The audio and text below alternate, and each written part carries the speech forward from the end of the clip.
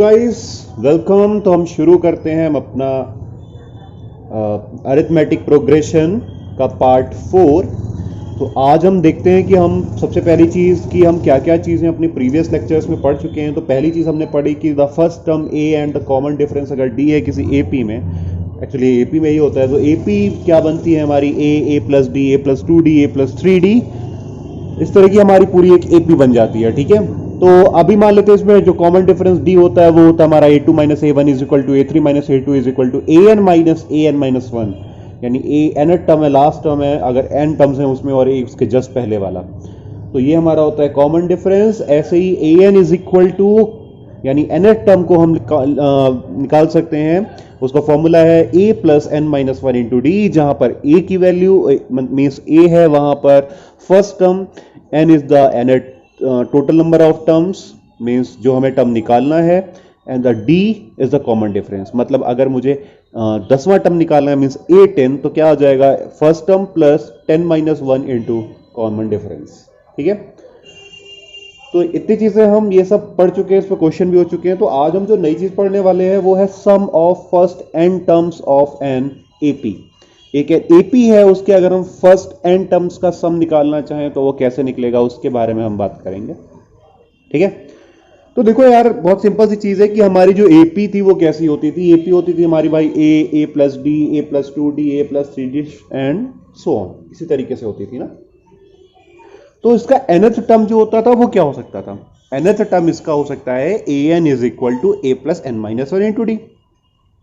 अगर हम sum of first n terms की बात करेंगे तो हमें n टर्म्स मतलब nth टर्म तो पता होना चाहिए। तो क्या हुआ कि भाई an is equal to A plus N minus one into D, ये होगा उसका nth टर्म। अब अगर AP हम लिखे तो कैसी हो जाएगी, अब वो AP हो जाएगी a plus D, A plus 2d, A plus 3d and कहां तक a plus N minus one into d, है ना। ये तो मैं पहले भी बता चुका हूं कि अगर 10 टर्म है तो 10वां टर्म क्या होगा, a प्लस 9d, वो d का कोफिशिएंट क्या होगा, n माइनस वन।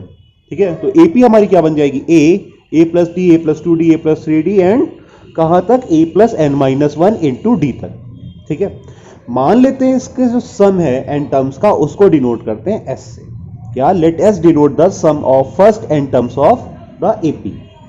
अब ये क्या जो सम है वो कैसे दिखेगा, तो s इज इक्वल टू क्या हो जाएगा, a plus D plus A plus 2d, यानी सारे सम क्या हो जाएंगे, सारे जो टर्म है उनका सम, और लास्ट वाला हमारा टर्म क्या आ जाएगा, a plus N minus one into D.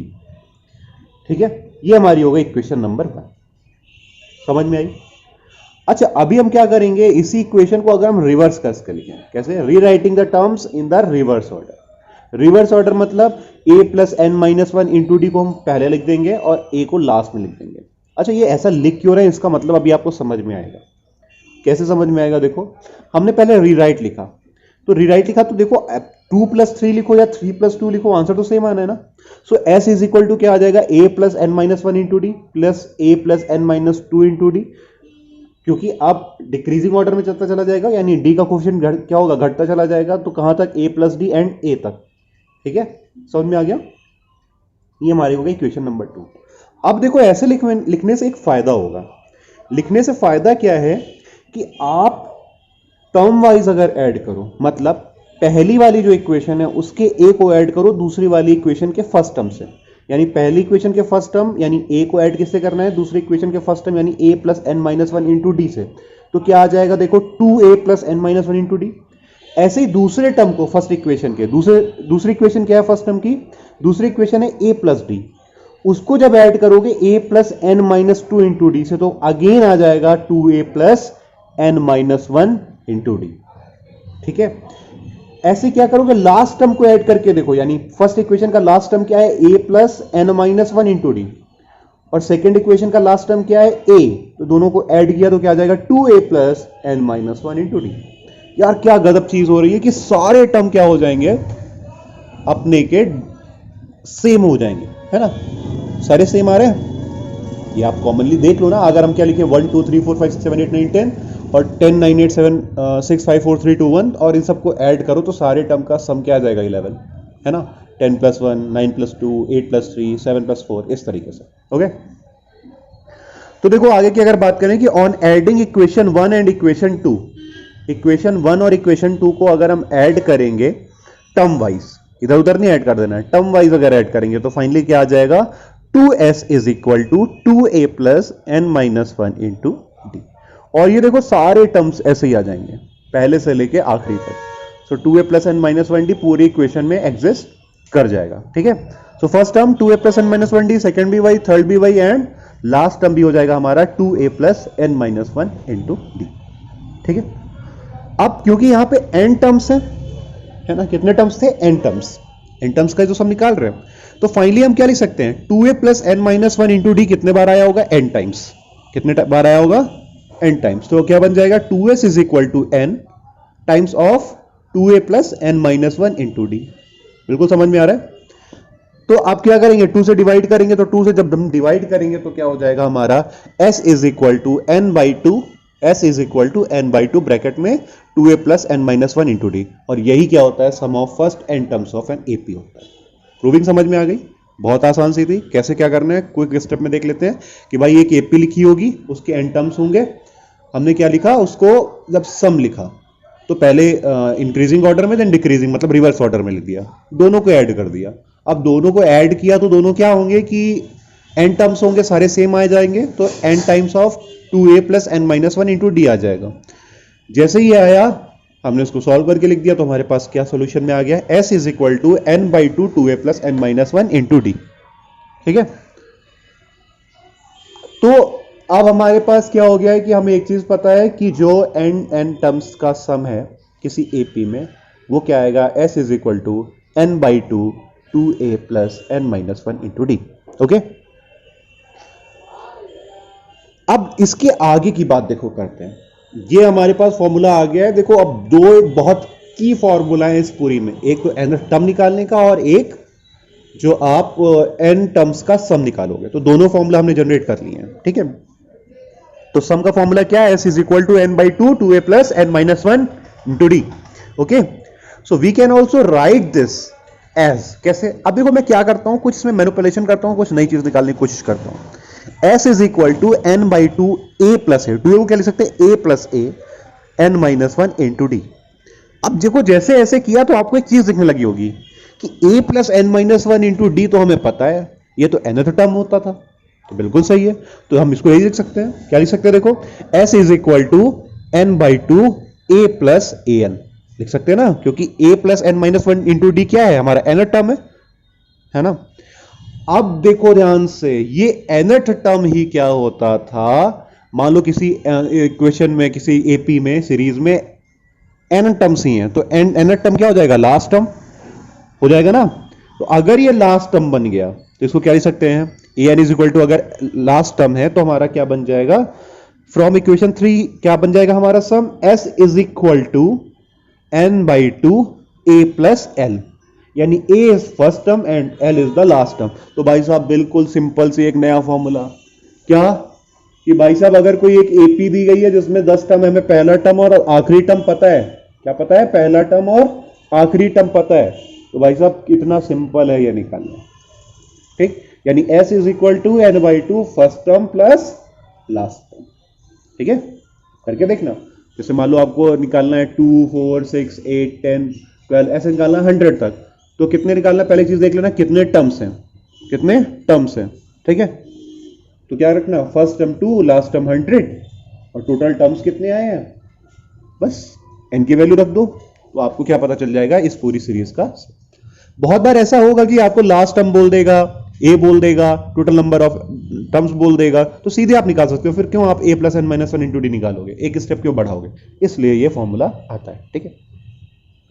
अब कभी कभी क्या होता है कि हम s को sn से अगर रिप्लेस कर दें, s को sn मतलब अभी जब हम कुछ नहीं कह रहे हैं कि हम अपने दिमाग में चला रहे हैं कि भाई जो s है वो n टर्म्स का सम है, पर अभी हम यहां पे लिखते हैं sn means sum of n terms, तो कोई दिक्कत नहीं, मतलब अगर आपको कहीं पर s भी दिख जाए और कहीं पर sn दिख जाए तो घबराने की बिल्कुल जरूरत नहीं है, ठीक है, दोनों का मीनिंग वही है।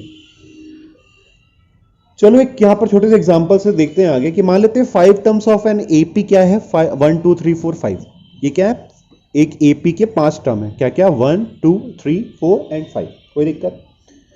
तो S5 क्या हो जाएगा, मतलब 5 टर्म्स का सम क्या हो जाएगा, 1 + 2 + 3 + 4 + 5, जोड़ के देख लो क्या आ जाएगा, 15 आ जाएगा। ऐसे मैं कहूं कि S4 की वैल्यू क्या होगी, यानी स्टार्टिंग के 4 टर्म्स, यानी 1 + 2 + 3 + 4 = 10। ये क्या हुआ कि S5 की वैल्यू 15 और S4 की वैल्यू 10। अब ध्यान से देखो, S5 और S4 में डिफरेंस कितने का है, 5 का।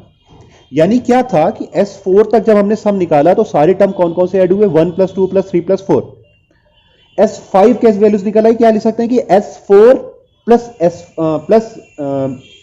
A5, क्या लिख सकते हैं, S4 + A5। ये A5 क्या है, फिफ्थ टर्म इसमें क्या है 5, तो S4 क्या था 10 और फिफ्थ टर्म क्या था 5, यानी A5, तो उसकी वैल्यू क्या आ जाएगी 15, यानी S5 इज इक्वल टू, क्या लिख सकते हैं, S5 is equal to S4 + A5 है। देखो यही चीज आएगी, तो हमने लिखा, अब दोनों इक्वेशन को मैंने सब्ट्रैक्ट किया तो देखो क्या हुआ, S5 - S4 is equal to क्या आ गया, 15 - 10, और ये 5 किसके बराबर है, A5 के। तो क्या मैं ये लिख सकता हूं कि Sn - Sn-1 is equal to An, क्या हो जाएगा, An।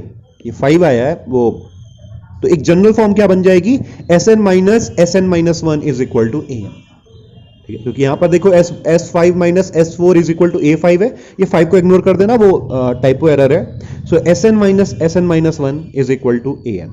ठीक है, मतलब अगर मैं कहूं कि किसी इक्वेशन का 10th टर्म जो होगा वो उसके 10 टर्म का सम -9 टर्म का सम। ठीक है, समझ में आ गया।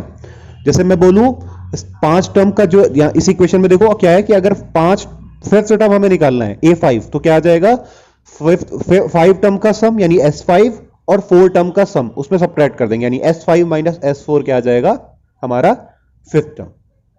ठीक है, तो एक ये भी इंपॉर्टेंट आपके जो क्वेश्चंस आएंगे आगे उनमें इंपॉर्टेंट रोल प्ले करेगा। तो चलो अब अपनी हम कुछ एग्जांपल लेते हैं बुक के। तो पहला एग्जांपल है, find the sum of first n natural numbers. अब नेचुरल नंबर क्या होते हैं सब आपको पता है, 1 से शुरू होते हैं, है ना।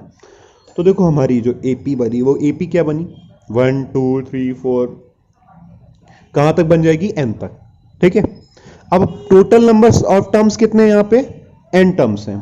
फर्स्ट टर्म क्या है, a, ये सारी चीजें लिख लिया करो। फर्स्ट टर्म क्या है a, और जिसकी वैल्यू कितनी है 1। कॉमन डिफरेंस कितना है भाई, A2 - A1 कर लो या A3 - A2 कर लो, क्या आ जाएगा, 2 - 1 इज इक्वल टू 1। यहां तक बात समझ में आई। अब देखो इंपॉर्टेंट, अब भाई सम निकालना है, तो सम का फॉर्मूला पता है, Sn is equal to n/2 2a + n-1 into d। भाई साहब क्या क्या पता है, n पता है, अरे क्योंकि n रखना ही रखना है, a पता है और d पता है, तो जरा वैल्यू चिपका दो। वैल्यू जैसे चिपकाई, Sn is equal to n/2, a की वैल्यू 1 रखी तो 2 × 1 is equal to 2 + n-1 into 1। देखो आगे क्या आया, नेक्स्ट स्टेप पे आ जाएगा Sn is equal to n/2 2 + n-1। 2 में से -1 गया तो क्या बचेगा 1, तो फाइनली क्या बन गया, Sn is equal to n/2 n+1। समझ में आ गया। अगर बोला जाए कि कभी क्या करना है, find the sum of first 100 natural numbers, तो क्या हो जाएगा 1 to 100, 1 to 100, तो टोटल टर्म कितने हो जाएंगे 100। भाई साहब सीधे सीधे आंसर निकलेगा यहां से, क्या 100/2 इंटू 100+1। बहुत आसान सा। कोई बोले अभी तो बहुत आसान सा है, मान लो 1 से लेके बोलो जाए कि फर्स्ट 10 नेचुरल नंबर्स का निकालो, तो 1 + 2 + 3 + 4 + 5, कहां तक 10 तक आंसर आ जाएगा 55। बट बोला जाए कि 1 से लेके 1000 तक निकालो, तो भाई साहब दिमाग में तुरंत स्ट्राइक करना चाहिए, ये बहुत इंपॉर्टेंट है चीज, तुरंत स्ट्राइक करना चाहिए। क्या हो जाएगा, नेचुरल नंबर्स का सम की बात कर रहा है तो क्या कर देंगे, n/2 n+1, मतलब 1000 बोल रहा है तो 1000/2 इंटू 1001। ये 1001 कैसे आया, 1000+1। समझ में आ गया, बहुत आसान सा है, यानी 1000/2 इंटू 1001, बिल्कुल मतलब विद इन 10 सेकेंड आप आंसर निकाल लोगे। ठीक है, कुछ और एग्जांपल लेते हैं। देखो, find the sum of the first 22 terms of the AP, और AP हमारी जो है वो क्या है 8 3 -2 एंड सो। तो देखो हम सॉल्यूशन की बात करते हैं तो हमारे पास A इज इक्वल टू क्या है 8, डी इज इक्वल टू क्या है 3 माइनस 8, हम a2 माइनस a1 कर लेंगे, -5, n इज इक्वल टू 22 दिया है भाई का मतलब। अब इससे आसान क्या मिलेगा, सिर्फ आपको मल्टीप्लाई करना है, एडिशन करना है, सिर्फ क्या करना है भाई, sum of the first n 22 terms था, ये सारी वैल्यूज लिख ली, तो Sn is equal to n by 2 2a plus n minus 1 into D.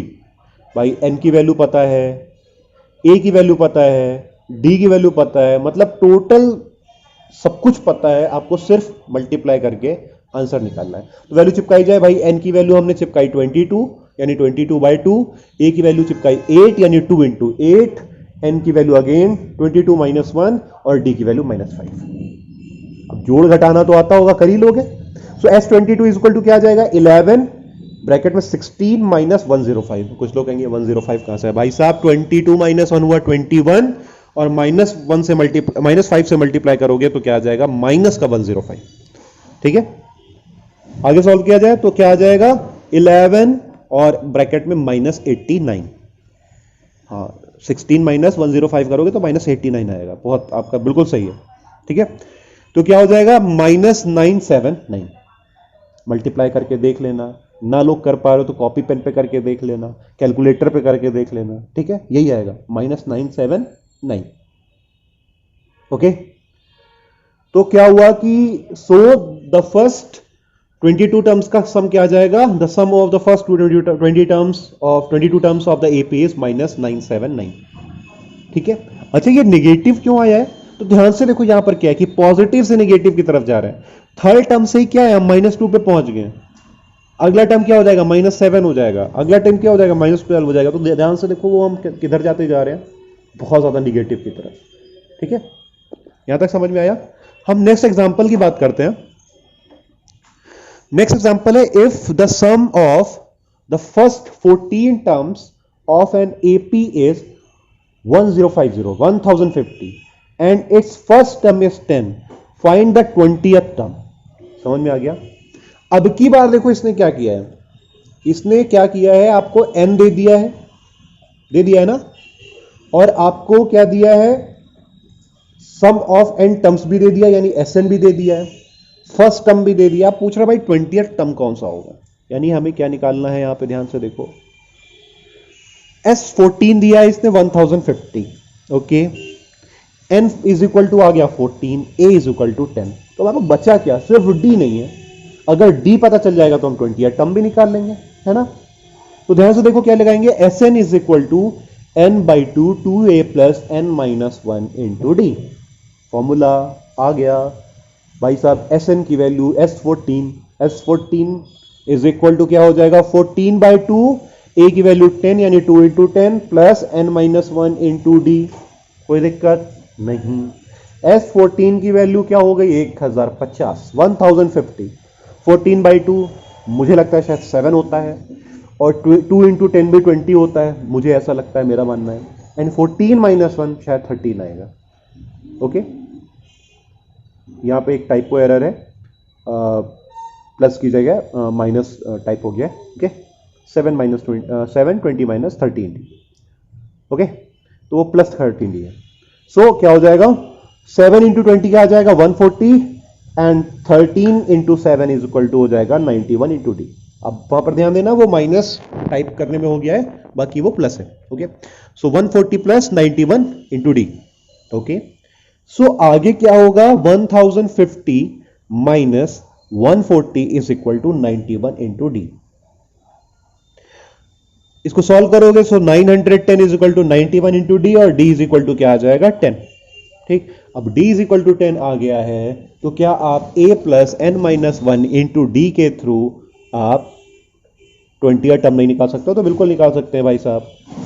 Therefore a20 is equal to a plus n minus 1 into D रखा, तो इज इक्वल टू a की value कितनी है 10, n की वैल्यू 20 माइनस 1 और d की value है 10, यानी क्या आ गया a20 इज इक्वल टू 200। ऐसे 10 प्लस 19 इंटू 10 यानी 10 प्लस 190 इज इक्वल टू 200। ठीक है, तो समझ में आ रहा है। तो 20th टर्म क्या हो जाएगा यहां पर 200। यार तो देखो होना क्या है यहां पे कि a n d और SN, इसमें ही खेल चलना है। कहीं पर AND दे रखा होगा तो SN निकालना होगा, कहीं पर SN दिया होगा, A दिया होगा, मतलब इन चार में कोई 3 दे देगा और एक टर्म निकालना होगा, ठीक है। या फिर एक ये चीज करेगा कि आपको कहीं से इन चार में कोई 2 चीज दी गई होंगी, एक चीज अपने दिमाग से मैनिपुलेट करके निकालनी होगी, जो बहुत टफ में टफ कोई क्वेश्चन बनाएगा, ठीक है। बाकी ऐसे ही बनेंगे। चलो इसके लिए फिर इतना ही, थैंक यू। आगे हम और इस पे क्वेश्चंस करेंगे, और अभी एक क्वेश्चंस की 1 या 2 वीडियोस की सीरीज रहेगी, और कम से कम अभी 10 से 15 क्वेश्चन और सॉल्व करेंगे, ठीक है। सो गाइस, तब तक के लिए thank you, stay healthy and stay safe, bye bye.